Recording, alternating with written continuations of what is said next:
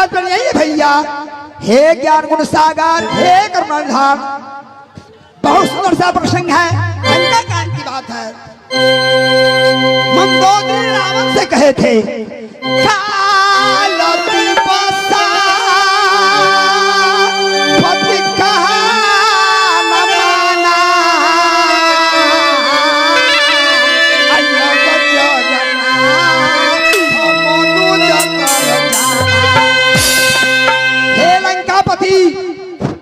ऐसे नहीं करना चाहिए। लेकिन रावण कहा, रे मंदोदरी, मैं मर जाऊंगा, मैं मिट जाऊंगा, फिर भी मेरा कीर्ति नहीं मर सकते हैं। ऐसे मेरा कीर्ति नहीं मर सकते हैं। बस ये प्रेमी हो।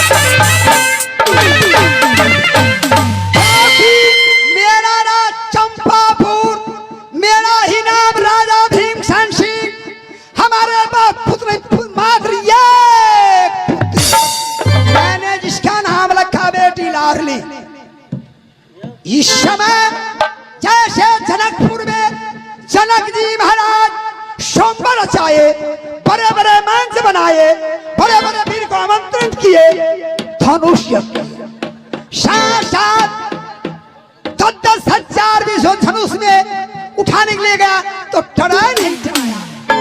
अब जनक जी महाराज सोचे कि यहाँ ऐसा ऐसा वीर से धनुष नहीं टोला है तो ये बच्चा क्या कर सकते हैं। उस समय जनक जी महाराज बोले, ताजा हुआ सन्नी जधर चाहो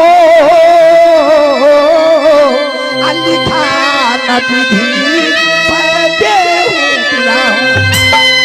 आप लोग सो चला जाइए। आप यहाँ लोग क्या करेंगे, तो बच्चा है यहाँ तो यहाँ धनुष पर खेलेंगे। जब टाइम आ गया तो लक्ष्मण कहते बात सुन करके भैया ऑर्डर दीजिए, लेकिन नहीं। जब अवसर आया तो गुरु को प्रणाम नहीं कर पाए। तो गुरु प्रणाम हो मन ही मन किन्हा,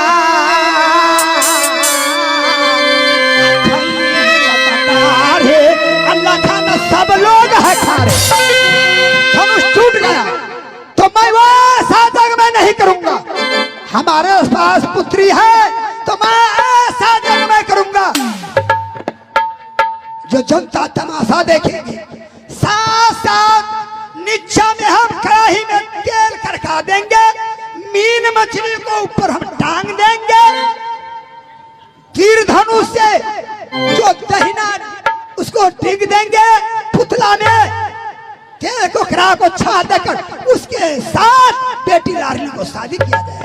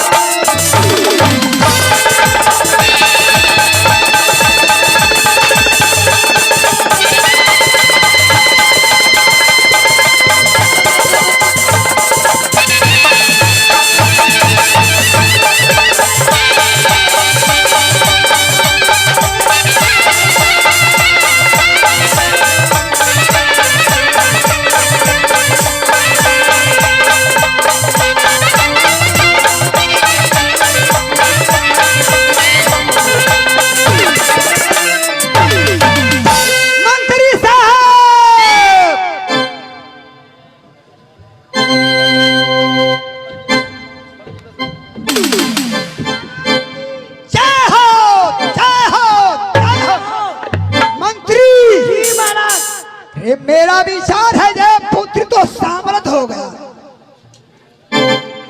तो ब्याह करा ना दी तो सामर्थ वैसे नहीं तो रे बाबा ब्रह्मा से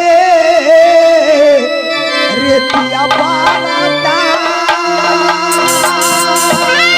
रे जगह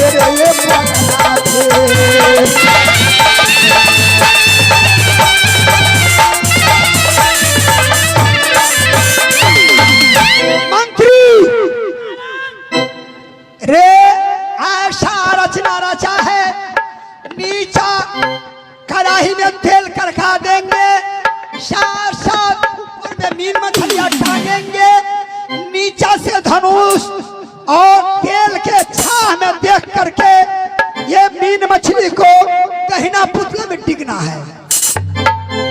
जो टीक देगा उसी को साथ शादी होगा। 14 को लाज में ढोल देंगे। इसके बाद महाराज कैसा क्रम रख दिया है कि नीचा सरसों का तेल आएगा, कड़ा को अंदर में तेल रखा जाएगा। क्या नहीं छाट देकर मछली को देना पुतला में डिगा जाएगा। हाँ अच्छा जी महाराज, नहीं डिगेगा तो छोड़ी कुम्हारे रह जाते। जितना छतरी आएंगे कारागार के जेल में कांटी ठोक करके बांध के बंसार देंगे। नहीं डिगेगा, धनुष कौसा लगा तीर तो उसको ना। हाँ हाँ महाराज के जैसे क्या हो। ऐसा करो, जा बेटी लाडली को बुलाकर ला, तो परिक्रमा करवाएंगे कि जैसे माँ जानकी धनुष के परिक्रमा किए वैसे परिक्रमा बेटी करेंगे, साथ साथ जग सिद्ध हो जाएगा। महाराज के जैसे छोड़ के बजा के लाइए। क्या करे छोड़। मंत्री जोर से मार देती जांग में। देखो, पप्पी बोलो, गुड्डी बोलो, पुछिया बोलो, बोलते छौरी छौरी। राजा राज दरबार है, राज की मंत्री है, तो घटिया बोली नहीं बोलो। ये बात महाराज हमरा नहीं टूनी के आदत हबे। सब नकला तक कन्हा पर चला के बुआ छोड़ी के लगा छले पढ़बा ना। जल्द जाओ, जाय छी के बुआ के जाओ।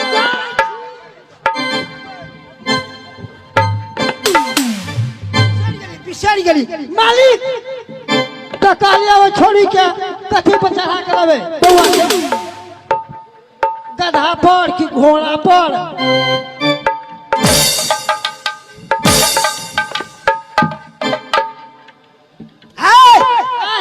सवारी कमी है,